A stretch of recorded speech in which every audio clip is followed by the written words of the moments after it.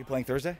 Yeah, I'm playing Thursday. Mm-hmm. I just didn't know because the status of Connor has kind of been up in the air, and so, like, how is that situation for you where there's a guy coming back from injury, he's had the spot, but as you said, this is a team that's competing, and you've certainly earned more starts in that spot. I mean, the thing is we're winning, and that's the only thing that matters, and I think that no matter what our coaches do, they're going to do what they believe is in the best interest of the team.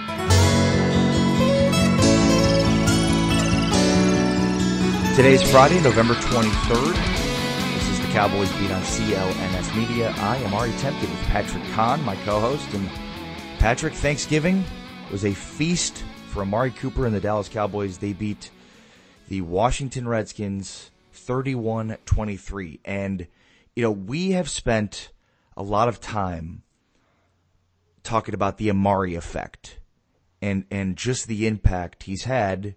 Maybe not even through production on his own end, but they're now converting third downs at a 50% clip, where they were 30th in the NFL before Cooper got here.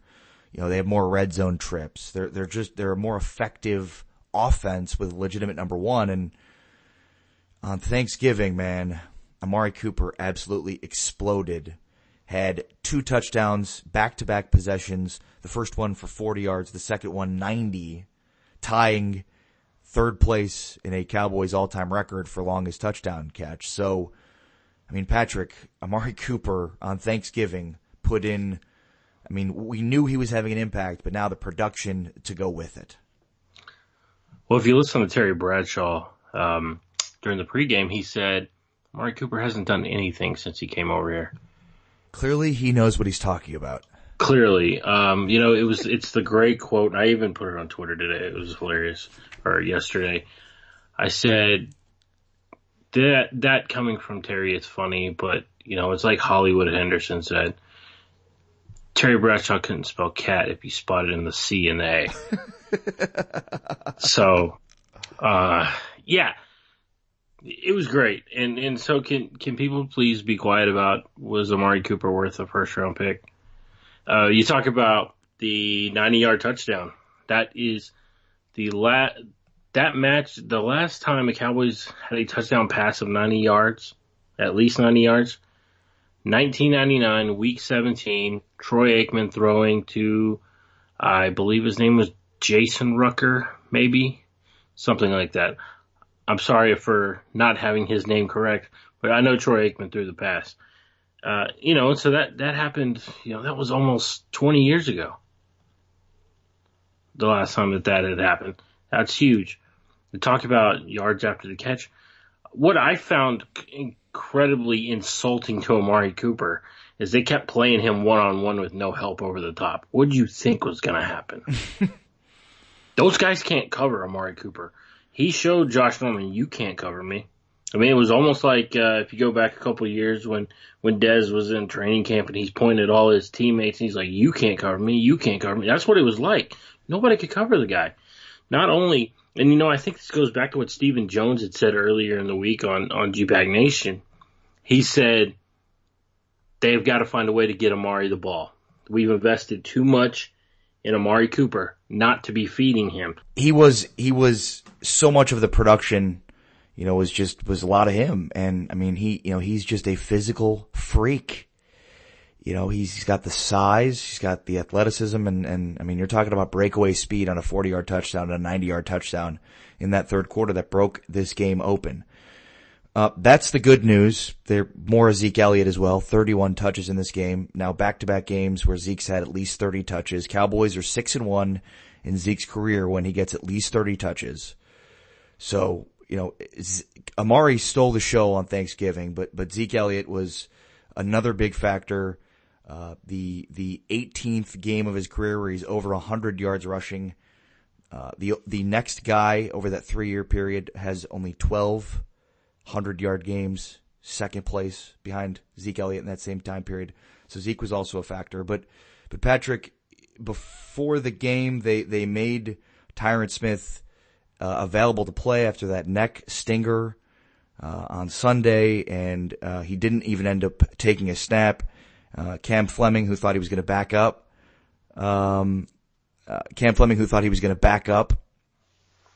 Tyron Smith today ends up becoming the starter. So, I mean, how did you evaluate Cam Fleming at left tackle, especially against a pretty decent Redskins front?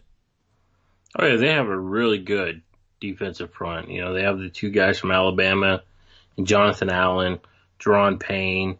They got Preston Smith, Dak Prescott's old teammate, Ryan Kerrigan, I think. I can't recall if he was playing in that game or if he's injured. But they have they have a really good run. I thought he did okay. It wasn't great, but it wasn't terrible by any means. I mean, the fact that Ezekiel Elliott was able to get over 100 yards, so they were doing their job. They were doing well enough. I mean, Zeke was averaging close to 5 yards a carry. So, actually, 5 yards every time he touched the ball. It wasn't just carrying the ball. Even in his receptions, it was close to 5. So, they were doing their job. But when you look at how he did, individually, there were times that he struggled. I mean, there were times where he was just pushed back into the quarterback.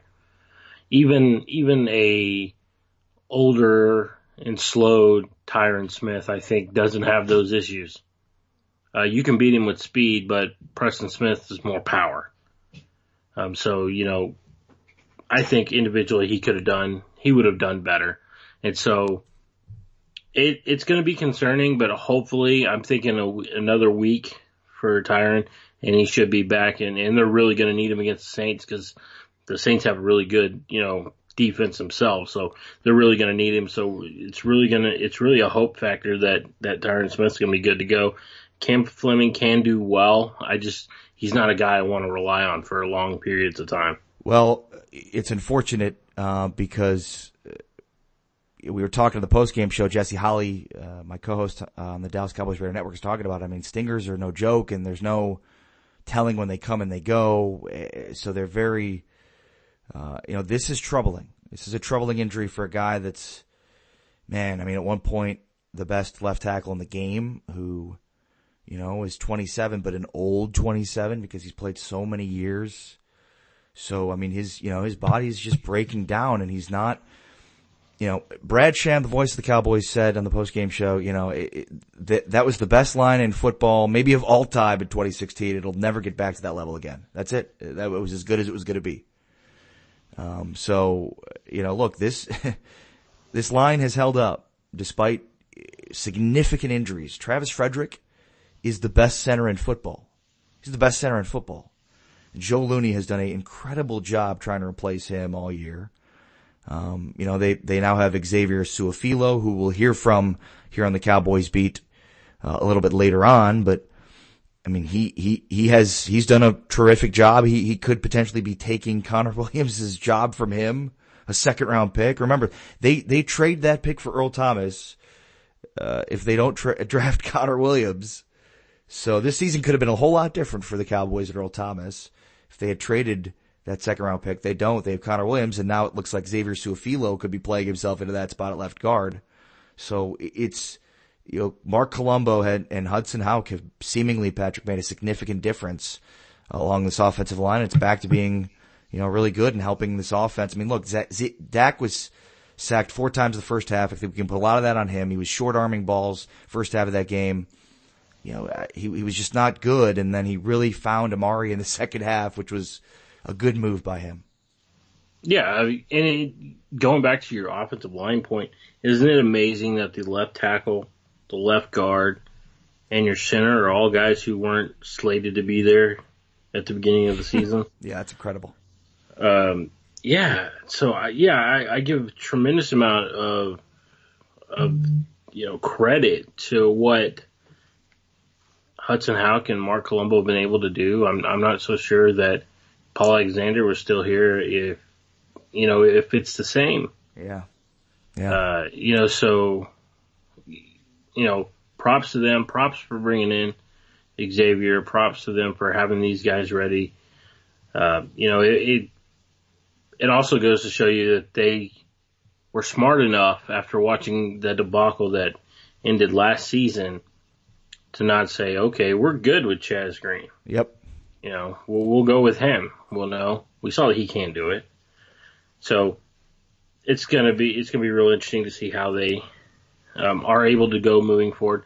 You're right. The stingers are an unfortunate part of the game, and it's how unfortunate is it we're potentially watching a Hall of Fame level left tackle, 2 of them in this game, and neither one of them can stay healthy. And I'm talking about Trent Williams, yeah, and Tyron Smith. So you got 2 of those guys. Yeah, no, you're right. All right, Patrick Conn, Ari Temkin, this is the Cowboys Beat on CLNS Media. And we'll take a look and preview this humongous Cowboys-Saints game as the Saints win on Thanksgiving as well. So they're now, are they 10-1 now? 9-1 now? 10-1? Yeah, they were 10-1 after they defeated 10-1 Atlanta. All right, so we'll preview Cowboys-Saints.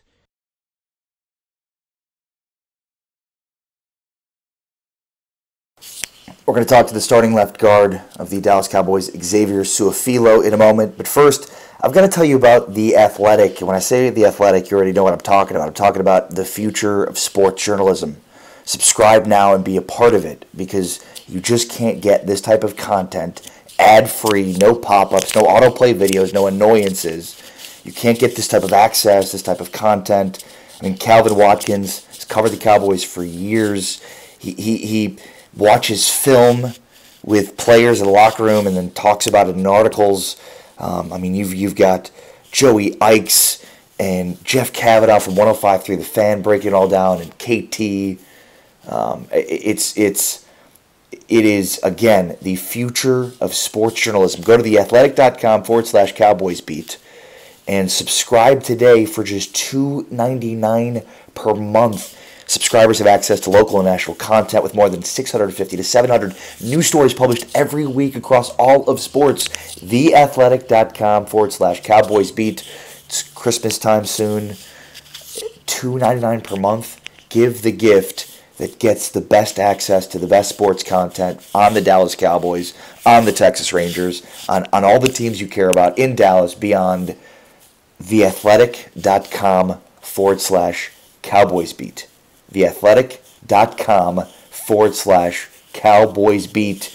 What are you waiting for? When I say The Athletic, you already know what I'm talking about. Subscribe today. The Athletic, a subscription-based publisher, smarter sports coverage for diehard fans like you. Check it all out. They've got the Cowboys coverage from 100 different angles. The Athletic, no ads, no pop-ups, no autoplay videos. Just access your own portfolio of great Cowboys content. Theathletic.com/Cowboys Beat. $2.99 per month. Be a part of the future of sports journalism. All right, let's talk with Cowboys left guard, Xavier Su'a-Filo on the Cowboys Beat. Did I say that right? Xavier Su'a-Filo? Said it perfect. What's up, man? What do most people say? What have you heard? Well, man, I've heard so much different stuff. They butcher it because they look at it and they get intimidated. If you really just read it, how it's spelled, Su'a-Filo, makes sense, right? Yeah, totally. Yeah. What has this year been like for you? Has it been a whirlwind? In what regards? A whirlwind? What do you mean? Well, I mean, you started camp with another team. Yeah. You don't end up making that team, and then you end up here, and now you're starting at left guard. Right. Yeah, man. No, I mean, it's crazy business. You know how this works. Obviously, no one ever, I think, plans or expects to get released. When it happens, I was confident that there was going to be another opportunity, just didn't know where and when. And so when Dallas called, I came, tried out. Gave everything I could. They signed me. And I was in a position where I hadn't been in a while, like ever really. I was inactive, you know what I mean, for a while. Yeah. But I took full advantage of that being here as far as learning the system, because I wasn't here in camp, right? So learn the system, learn the calls, build trust, earn respect, do all the things that you're supposed to do as a player in the NFL going into a new team. And when you do stuff like that, then it makes your transition just a little bit easier. But since I was on the active roster, you've got to prepare every single week like you are playing, like you are starting. And I think as a professional, I try to take that approach and handle that. When Connor went down, I think most people thought of you as immediately jumping into that spot. But there was some competition that initial week. When did you know that you're going to be starting at left guard? Man, I can't remember. It was a couple weeks ago, but I mean, there's always competition. That's what I love about here. Everything is earned, nothing's given, and so I just, knew that when that happened, my number may be called, and so I was going to do everything possible I could to prepare just in case it was. Are you playing Thursday? Yeah, I'm playing Thursday. Mm-hmm. I just didn't know because the status of Connor's kind of been up in the air, and so, like, how is that situation for you where there's a guy coming back from injury, he's had the spot, but as you said, this is a team that's competing, and you've certainly earned more starts in that spot. I mean, the thing is we're winning, and that's the only thing that matters, and I think that no matter what our coaches do, they're going to do what they believe is in the best interest of the team. That's their job. And so for me, like being a pro, being a veteran who's played a lot of football in this league, the most important thing I believe is to control what you can control and prepare like you're always going to be in there, because you just never know when you are. So you said you were able to come in here and learn the system, but it's kind of weird because you learn a system and then Mark Colombo comes on as the head coach, or the offensive line coach. Was that a challenge to kind of learn a system and then sort of relearn a new system? Oh, not necessarily. I mean, because the system that we're running, it wasn't, like as far as the plays, and all that kind of stuff, not a whole lot changed. There's just a few different, teachings and technique, and each coach puts their own little flair and style on it. And so, like I said, I try to take it in stride and make sure that I just, whatever's being taught to me, I'm learning the best that I can. And noting, and everybody who's probably already said this, like having guys like Zach and Travis, Tyron, even Joe's been here for a few years, to really like lean on them for questions, and technique, and be able to go and rep and through it. It's something that, I'd be foolish, or I'd be remiss if I didn't say, I've had to take full advantage, and I've been so grateful about it, like to learn from these guys. They're all pros, like who wouldn't learn from them? Yeah. When you got let go from Tennessee, were you thinking I could be an interior starting lineman in this league? Oh, I definitely thought that. I've never ever thought that. I mean, I started in Houston, and so when that happened, it didn't work out. I don't think anybody likes that feeling, getting released, getting cut, but it happens all the time. And for me, I just knew that it wasn't a if somebody picks me up, it was a when. And when it happened, I was going to take full advantage of it. Do you believe in fate? Fate? What is fate? What do you mean? Like just kind of things happen for a reason? Oh yeah, it's more kind of like faith. I don't know. For me, I'm real. I'm a believer in God. And really believe that as long as you're working hard and living right and doing what you're supposed to do, things are going to work out, no matter what the outcome is, and even if it's not the outcome that you want. Having the bigger understanding, seeing the bigger picture, really puts things into perspective for you. And so I believe that you work as hard as you can, as long as you can, and as long as you're working smart, you'll be taken care of no matter what happens.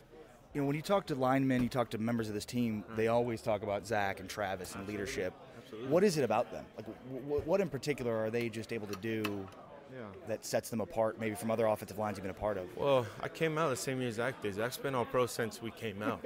You know what I mean? Like, and he's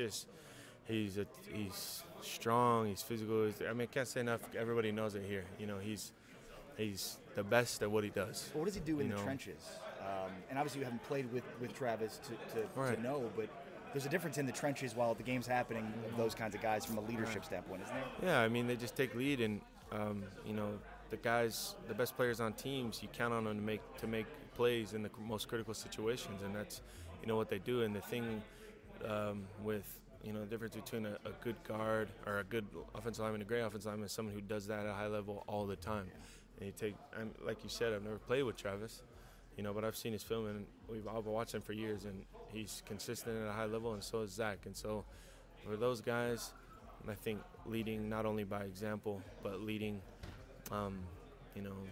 with how they conduct their business, how you watch them, just a pro is pro in every sense of the word, even Tyron too, and so it's like if you spend, spend 5-10 minutes around any all-pro in the NFL, I think you understand really quickly why they are who they are. That's kind of what I think. Yeah, no doubt about that. All right, this offense has seemingly found its footing, been more consistent. What do you attribute that to? Man, just sticking together.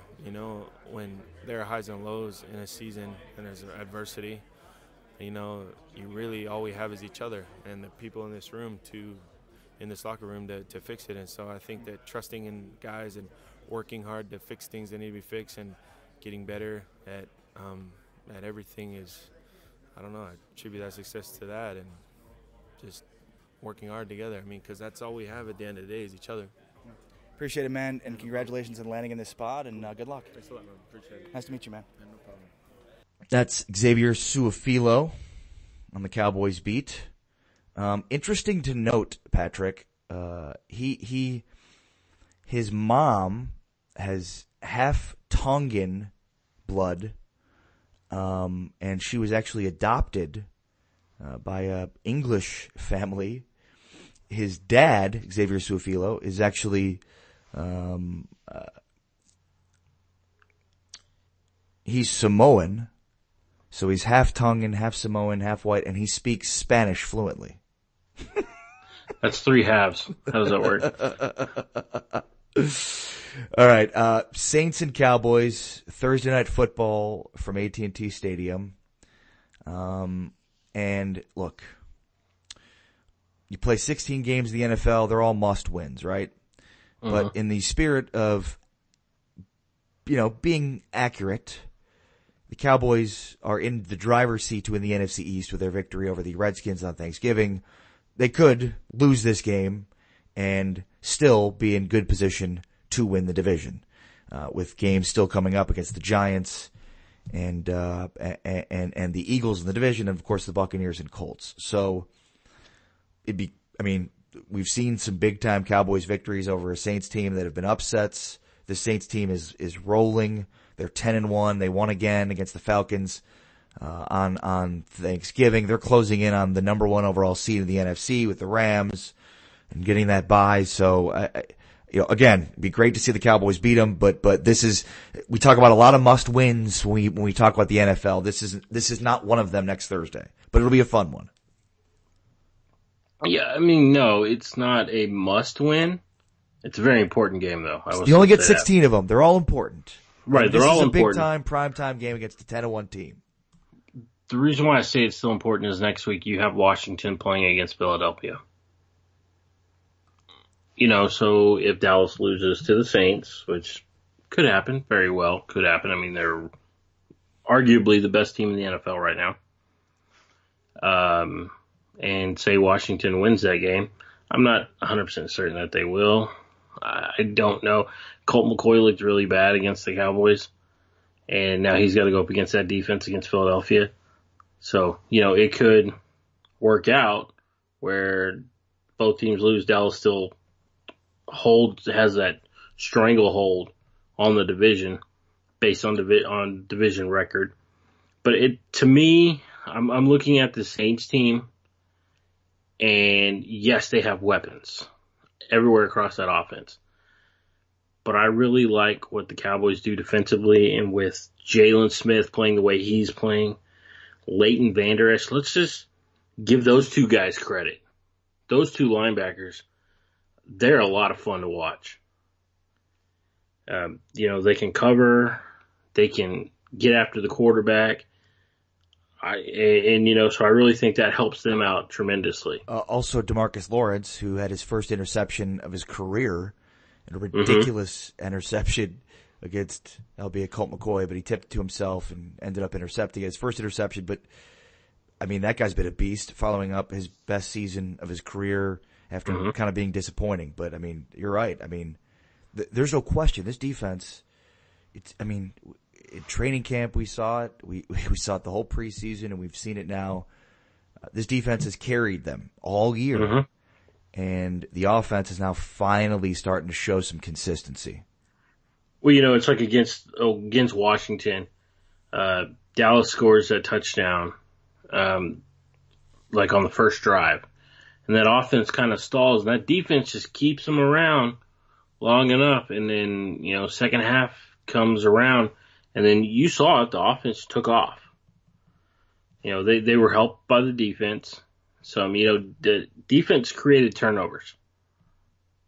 And which is something that we have been, harping on about this defense.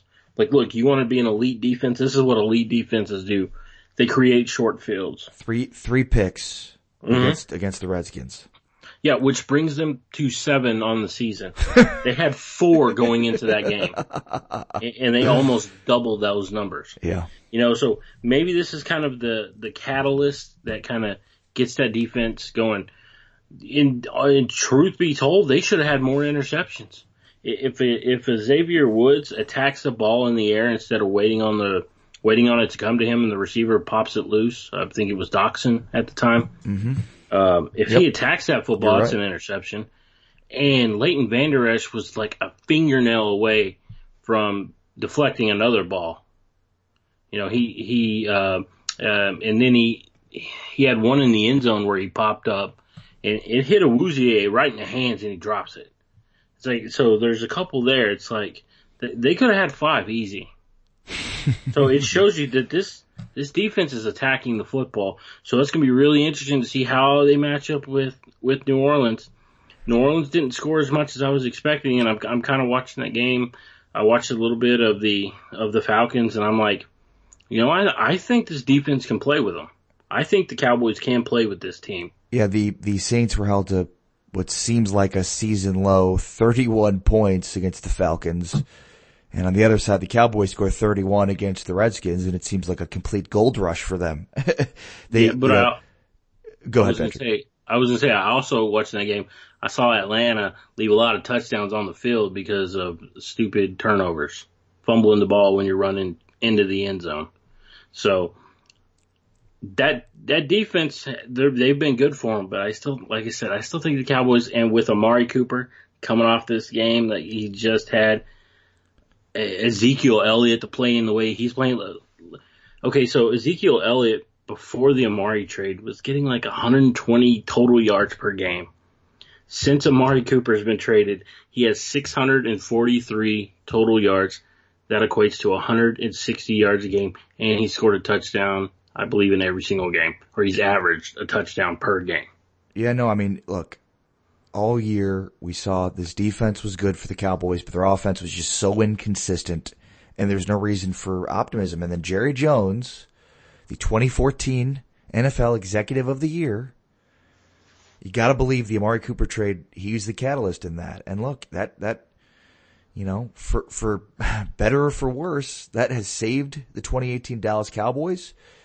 I know you brought up, well, hey, look, the Redskins and Eagles will play next week, so, important game. And again, there's 16 of them. They're very important. But look, the Cowboys beat the Giants and the Eagles the rest of the season. They're going to win the division.